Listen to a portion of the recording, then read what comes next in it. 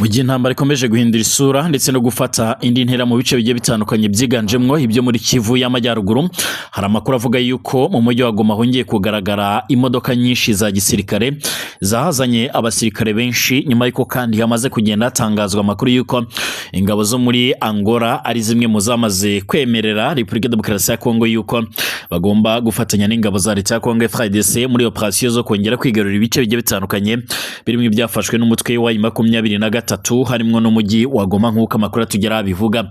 Ubu tuvugana byemezwa yuko umujyi wa Goma wongerewemo abasirikare ndetse wongerewe gucungirwa umutekano mu buryo budasanzwe nyuma y'ibitero biremere cyane bikomeje kugenda bigaragara mu bice bigiye bitandukanye byo muri Kivu y'Amajyaruguru ndetse no muri Kivu y'Amajyepfo nk'uko bigaragara. Abazarendo mu itangazo bamaze gushyira ahagaragara barahiriye yuko bagiye gukaza ibitero ndetse bagomba gukomeza gucunga umutekano ndetse n'ubusugire bwa Repubulika Iharanira Demokarasi ya Kongo. Ndakubwira yuko kandi General Sultan Emmanuel Makenga byamazwe kwemezwa yuko ari umwe mu barokotse by'umwihariko kira gitero Kanundura cyahitanye abatari bakeya mu mutwe wa 23 nk'uko amakuru akomeje kugenda tugera bivuga. Ukraine yamaze guhishura umubare w'Abanyafrika bakomeje kurwanya muri iyi ntambara ariko kandi barwana ku ruhande rw'Uburusiya, nyuma y'uko ibihugu bigiye bitandukanye ndetse hanasohoye ibyegeranyo byinshi byerekana yuko Abanyafrika benshi bakomeje kwisanga ku mirongo y'imbere ku rugamba muri iyi ntambara ikomeje by'umwihariko gutwara ubuzima bw'abatari bakeya, ndetse bikaba byarabaye ngombwa yuko ibi bihugu byitabaza abasirikare b'abanyamahanga nk'uko bigaragara. Nizere ko mwese mukomeje kugenda by'umwihariko mubana natwe mu makuru n'ibiganiro byacu. Mwese by'umwihariko mbifurije kugubwa neza cyane. Munyemerere turebere hamwe amakuru agezweho muri kano kanya. Kanda subscribe niba ari ubwa mbere ugeze hano, tanga igitekerezo kandi like amakuru n'ibiganiro byacu nabisangize ku nshuti zawe. Niba uri hano mu Rwanda, muri Uganda, Tanzania, Kenya ndetse n'ahandi, reka ndakwifurize kugubwa neza cyane. Abadukurikiye by'umwihariko bari ngaha by'umwihariko mu gihugu cy'u Burundi mu karere k'ibiyaga binini, mwese reka mbifurize kugira impagarike ndetse n'ubugingo. Reka turebe amakuru akomeje kugenda avugwa. Amakuru yihuta akomeje kugenda avugwa nuko ibihugu bigiye bitandukanye byamaze kongera by'umwihariko umubare w'abasirikare muri iyi ntambara ikomeje kwica bigacika ku butaka bwa Kongo. Amakuru yihuta cyane akomeje kugenda atugeraho aravuga yuko ku ruhande by'umwihariko rwiganjemo uruhande rw'abasirikare baturutse muri Angola ari bamwe mu bamaze kugirana amasezerano na leta ya Kinshasa yuko bagomba kugaruza ibice byose byamaze kugenda bifatwa n'umutwe wa 23. Muri ibyo bice byemezwa yuko by'umwihariko haba harimo n'igice cyo mu mujyi wa Goma. Uyu mujyi wa Goma usanzwe ari wo ubarizwamo nk'icyicaro gikuru cy'ubuyobozi bwa 23. Ni umujyi kandi wafashwe by'umwihariko mu mpera z'ukwezi kwa mbere umwaka washize, bivuze yuko ubu umwaka urenzeho by'umwihariko igihe gitoya bagenzura uyu mujyi. Gusa ni umujyi usa n'uwabaje Repubulika Demokarasi ya Kongo ku buryo kugeza amagingo y'angaya bashakisha inzira izo arizo zose by'umwihariko zishaka gutuma abigaruriza uyu mujyi. Nyuma y'uko rero hari amakuru akomeje kugenda avugwa ndetse akanagaragaza neza yuko ibihugu bimwe na bimwe byohereje abasirikare muri intambara byaramaze kwemera yuko by'umwihariko bigomba kuzafatanya mu kugaruza ibyo bice nk'uko amakuru atugera bivuga. Amakuru akomeje kugenda tugera aravuga yuko mu mujyi wa Goma haba hamaze kugera abasirikare badasanzwe bo ku ruhande rwa 23 baje kurinda uyu mujyi nk'uko amakuru atugera bivuga. Ni mu gihe uyu mujyi by'umwihariko ukomeje kugenda ugaragaramo nawe ibibazo bishaka kuza gutuma n'ubundi uruhande rwa leta ya Kongo rufata umwanzuro kuza kuba wahagaba ibitero. Uruhande rwa leta ya Kongo magingo y'angaya rukomeje gukoresha imbaraga z'umurengera ndetse by'umwihariko umutwe wa 23 ukaba ukomeje kubashinza kutubahiriza agahenge nk'uko bikomeje kugenda abigaragara. Uyu mujyi wa Goma byemezwa ko waje kugaragaramo abasirikare batari bakeya bari mu makamyo, bigaragara yuko baje kwacungira umutekano nyuma y'uko intambara zikomeje kugaragara by'umwihariko mu bice bya Kivu y'Amajyaruguru ari zimwe mu ntambara zinakomeje kongera gutuma ibintu bihindura isura. Nk'ubu tuvugana hari amakuru yemeza neza yuko abaturage ba hano muri Kivu y'Amajyaruguru bakomeje guhunga by'umwihariko ingo zabo nyuma y'imirwano ikomeye cyane nk'uko amakuru akomeje kugenda atugeraho abivuga. amakuru akomeje kugenda by'umwihariko atugeraho akaba akomeje kugenda by'umwihariko ashimangira yuko by'umwihariko nyuma y'imirwano imaze iminsi iba yanahitanye by'umwihariko Liyetona Koloneli Wiringoma wari usanzwe ari umuvugizi wa M23 mu bya gisirikare, ariko akaza kugenda havugwamo n'abandi basirikare baba baraguye kuri uru rugamba. Ibyamaze kumenyekana nuko iki gitero cy'indege nto y'intambara itajyamo umupilote uzwi nka drone kishe wari umuvugizi wa gisirikare w'umutwe w'inyeshyamba wa M23 Liyetona Koloneli Wiringoma mu rukera rwo kuwa kabiri cyiciwemo abantu nibura 9 nk'uko twabigarutseho, ariko by'umwihariko nk'uko amakuru akomeje kugenda tugera bivuga umugaba mukuru w'igisirikare cy'uyu mutwe Generali Sultani Makenga by'umwihariko ngo ntabwo iki gitero kigeze by'umwihariko cy'umukara nk'uko abantu bane by'umwihariko babibwiye ibiro ntaramakuru by'abongereza Reuters. Icyo gitero kandi cyakubise hafi y'Irubaya burasirazuba bwa Repubulika ya Demokarasi ya Kongo, agace k'ingenzi by'umwihariko gakungahaye by'umwihariko ku mabuye y'agaciro kagenzurwa na M23 mu ntara ya Kivu ya ruguru, ndetse by'umwihariko binemezwa ko by'umwihariko aka gace by'umwihariko ka Rubaya kabarizwamo ikirombe gicukurwamo amabuye y'agaciro menshi nk'uko bigaragara.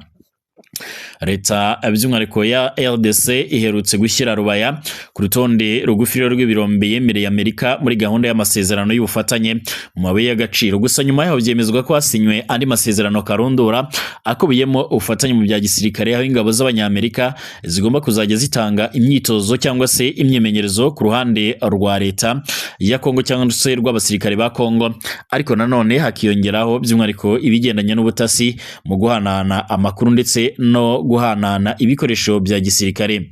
BBC gahuza miryango by'umwihariko ivuga ko yagerageje kuvugana na M23 hamwe n'ingabo za RDC kuri iki gitero kugeza ubu, ariko ngo ntago byari byashoboka. Inzobere z'umuryango w'abibumbye ONU by'umwihariko n'ibihugu byinshi byo mu burengerazuba bw'isi bikomeje gushimangira ko iyi ntambara ikomeje guhindura isura, ariko kandi ibihugu bimwe na bimwe bikomeje kumvikana bivuga yuko u Rwanda rukomeje gufasha uyu mutwe wa M23. Ingingo u Rwanda rwamaganira kure rukavuga yuko rwo rwafashe ingamba z'ubwirinzi kubera ikibazo cy'umutwe wa FDLR ubarizwa ku butaka bwa Kongo unakorana na leta ya Kongo, ugizwe by'umwihariko n'abagize uruhare muri jenoside yakorewe abatutsi mu Rwanda mu mwaka w'1994. Gusa umutwe wa M23 nawo uvuga yuko by'umwihariko nta bufasha uhabwa n'u Rwanda. Uyu mutwe kugeza ubu ngubu ariko kandi uragenzura ibice byinshi byo mu ntara Kivu y'Amajyaruguru no mu ntara Kivu y'Amajyepfo birimo imijyi ya Goma ndetse na Bukavu nk'uko bigaragara.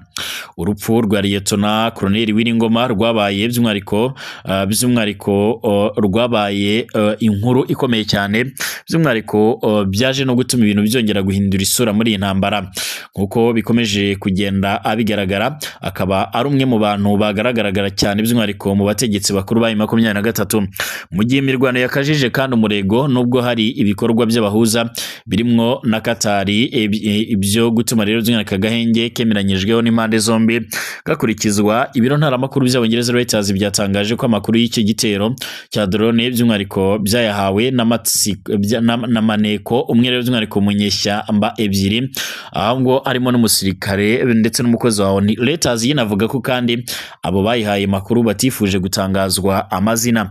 Babiri muri bo bavuganye n'ibiro ntaramakuru Reuters bavuga ko imirambo 9 yatwawe ijyanwa nga mu gisagara cya Goma cyangwa se mu mujyi wa Goma umurwa mukuru w'intara Kivu y'Amajyaruguru, by'umwihariko nk'uko bigaragara ikuwe ahabereye iki gitero nk'uko amakuru atugera bivuga. Uwo musirikare mukuru kandi mu bavuganye na Reuters yavuze ko indi mirambo nibura 7 bitashobotse ko by'umwihariko yakurwa kubera ko yari yamaze by'umwihariko kwangirika. Abo baganiriye by'umwihariko na Reuters bavuze ko General Makenga by'umwihariko yari muri ako gace mbere gato yuko icyo gitero kiba, ariko kandi ngo ntacyo cyamutwaye.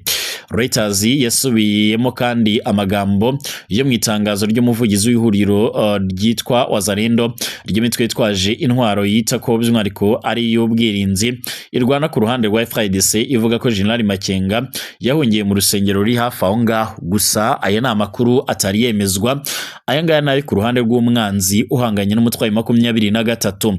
M23 nta kiratangaza mu buryo bweruye kuri icyo gitero, ariko by'umwihariko kwa gatatu umukuru wa Bertrand Bisimwa akaba n'umuhuzabikorwa wungirije w'iri huriro yashinjije leta ya EDC kongera kurenga ku gahenge igaba igitero gisesuye ku mirongo yose y'imbere yo ku rugamba ndetse no hakurya yayo, maze avuga ko ayo ari amahitamo Kinshasa by'umwihariko yiyemeje.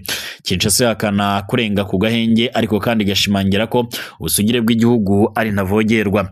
Mu butumwa yatangaje ku rubuga rwe rwa X, Bertrand Bisimwa yavuze ko uguceceka kw'amahanga by'umwihariko kuriho ubungubu by'umwihariko kubirimo kuba ndetse no kutabyamagana gutandukanye n'ibyo M23 yo ikoresheje uburenganzira bwayo bwemewe bwo kwirwanaho ku bitero butaziguye. Mbere yaho kandi kwa gatatu by'umwihariko nk'uko bikomeje kugenda bigaragara, atavuze Lieutenant Colonel Ngoma mu izina, Bisimwa yatangaje ko impinduramatwara by'umwihariko n'izi ntwari buri munsi zitanga igitambo cy'ubuzima bwazo kugira ngo habeho by'umwihariko ibohorwa ry'igihugu, imibereho myiza y'abariho by'umwihariko muri iki gihe n'abazabaho mu gihe kizaza. Ibi bikaba ari umusingi wa leta irinda abaturage bayo by'umwihariko nta kuvangura. Kwa gatatu imirwano yarakomeje muri teritwari ya Masisi hagati y'inyeshyamba za M23 ndetse na FARDC bafatanyije n'abazarendo. Intambara mu burasirazuba bwa Kongo kandi yongeye kwaduka kuva mu mpera z'umwaka wa 2021 nubwo imaze imyaka irenga 30 ihagarara ikongera ikaba. Mu ijambo yagejeje ku gihugu yagejeje by'umwihariko ku gihugu kwa kabiri, Perezida wa Amerika Donald Trump yongeye kuvuga ko mu mezi 10 abanza y'ubutegetsi bwe mu mwaka ushize yarangije intambara 8. Muri izo ntambara nk'uko bigaragara by'umwihariko harimo n'intambara ya Repubulika Demokarasi ya Kongo binyuze mu masezerano Perezida Tshisekedi yagiranye na Perezida w'u Rwanda, by'umwihariko bakaba barakoreye Washington DC muri Leta Zunze Ubumwe za Amerika. Kugeza ubu M23 ivuga ko by'umwihariko izakomeza by'umwihariko nk'uko bikomeje kugenda bigaragara, ivuga ko izakomeza kurinda umutekano w'abanyagihugu ndetse ikavuga yuko izakomeza by'umwihariko guharanira ubumwe bw'abanyekongo nk'uko bigaragara. Hari amakuru avuga yuko kandi M23 yaba yamaze kunamira Lieutenant Colonel Ngoma, ariko kandi ndabigarukaho mu nkuru yacu ikurikira. Reka nkubwire ko kandi igihugu cya Ukraine cyamaze gushimangira yuko by'umwihariko hari abanyafrika benshi bakomeje kugaragara ku mirongo y'imbere ku rugamba muri intambara ikomeje guhanganisha izi mpande zombi, nk'uko bikomeje kugenda bigaragara cyangwa se nk'uko bikomeje kugenda bitangazwa. Nk'uko amakuru akomeje tugera bivuga, Minisitiri w'Ububanyi n'Amahanga wa Ukraine nk'uko bigaragara yitwa Andriy, by'umwihariko yatangaje ko hari abanyafrika 1700 bari kurwanira Uburusiya mu ntambara ibihugu byombi bihanganyemo. Andriy ubwo rero by'umwihariko ari mu kiganiro hamwe na mugenzi we wo muri Ghana kwa 25 Gashyantare 2026 yatangaje ko bari mu biganiro na guverinoma za Afurika ngo zikumire abaturage bazo kwinjira mu ntambara muri Ukraine. Ghana niyo by'umwihariko izafata umwanya w'ubuyobozi wa Afurika yunze ubumwe rero muri 2027, no kuvuga nyuma y'igihugu cy'u Burundi. Minisitiri Andriy ati tubona neza ko Uburusiya buri gukurura abaturage ba Afurika mu ntambara y'ubwiyahuzi. Ugendeye ku mibare yacu ubu ngubu hari abanyafurika 1780 barwana mu ngabo z'Uburusiya. Uyu mugabo yavuze ko kandi abarwanyi bariyo bakomoka mu bihugu 36 bya Afurika. Ibihugu bya Afurika y'Epfo, Kenya, Uganda, Burundi bikaba biherutse kugaragaramo by'umwihariko abantu babyo bari mu ntambara muri Ukraine. Abo muri Kenya ndetse n'ibindi bihugu bagiye bavuga ko bajyanwa bijejwe akazi keza, bagezweho rero bakisanga ku mirongo y'imbere ku rugamba. Minisitiri w'Ububanyi n'Amahanga kandi wa Ghana yitwa Samuel Ablakwa yavuze ko abanyafrika bajyanywe mu ntambara benshi bashukishijwe akazi keza bakisanga ku rugamba, nyamara nta bumenyi bafite ku bigendanye n'igisirikare. Ati ntibabaye mu nzego z'umutekano, ntibabaye mu gisirikare, ntibigeze batozwa, barajyanywe barabatenguha bisanga by'umwihariko ku mirongo y'imbere ku rugamba. Uyu mugabo yavuze ko kandi yifatanyije na Ukraine mu gusaba ko rero habaho agahenge kandi intambara igahagarara burundu.